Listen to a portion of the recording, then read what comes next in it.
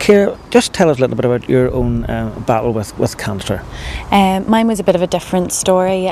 We had a strong family history of breast and ovarian cancer, so I decided to be tested for the BRCA1 gene. Unfortunately, just after I'd had my youngest daughter, that came back positive. So when I spoke to my consultant, he advised me that I would have an 80 to 90% chance of developing breast cancer and a 40% chance of developing ovarian cancer. My options at the time were to opt for the screening or opt for a prophylactic mastectomy.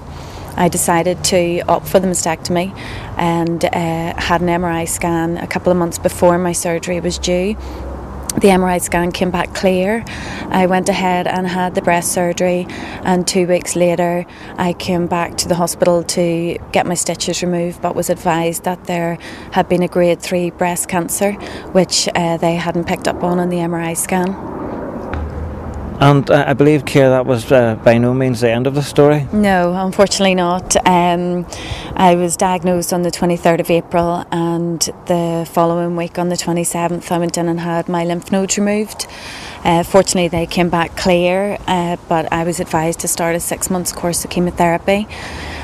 Since then I've had numerous reconstructive procedures, and unfortunately at Christmas then my markers for my ovarian cancer had went up quite drastically within a short space of time, so my consultant at the time advised me to go in for a radical hysterectomy. That was done in January. Fortunately now I'm starting to feel a good bit better, and hoping that the whole cancer journey is over.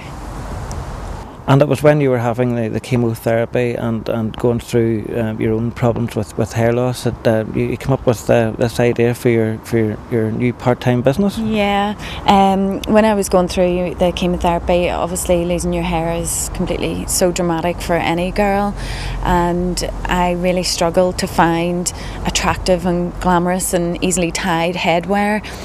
Once you have a mastectomy or any breast surgery, you can't lift your arms above a 45-degree angle, so it makes things extremely difficult to tie on your head. I subsequently started to design my own headwear, and after lots of compliments and comments from other people, discovered that there was quite a huge market for it in Northern Ireland and quite a need for it. And what do you call the business?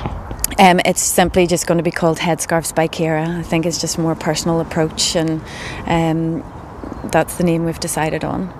And I know you've had quite a bit of interest from abroad as well. Yeah, I have had quite a few messages from America, Italy, everywhere, and the response has been really great, and everybody seems to think there's going to be a huge market for it and a huge need. And of course you've got a Facebook profile as well. It's going well, getting plenty of friends on that. Yes. I set the Facebook profile page up only last week, and the next day I had over 200 messages from people, and there seems to be a lot of support on that. So.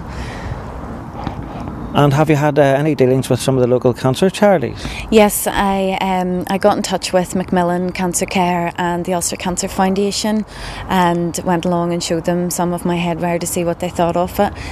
They were both absolutely blown away and are very interested in stocking it.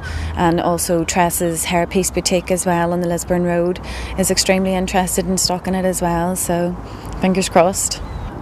And did you always have like an interest in art and design and things like that? Okay, I always would have been interested in clothes, and as any girl would, and looking good, but I didn't realise that it was so creative until I'd actually went through the process myself, and realised what I wanted to wear and what I needed for when I'd lost my hair. And where do you get the ideas from for the various designs? It was just completely my own idea, just a lot of playing about and seeing what worked best and what worked best for me at the time, and it just so happened that what worked best for me would work best for a lot of other people.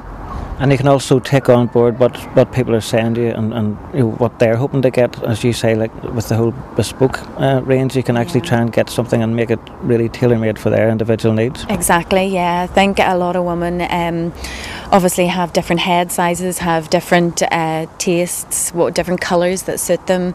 So one thing that I would really like to do is, you know, possibly meet up with cancer patients and design headwear specifically for them and for their needs, and just make it a bit tailor-made and more personal. And Ciara, if anybody wants to get in touch with you, how can they do that? They can certainly go on to my Facebook profile page, which is Headscarves by Ciara Priestly, and they can certainly leave me a message, and there's further contact details and email and phone numbers there.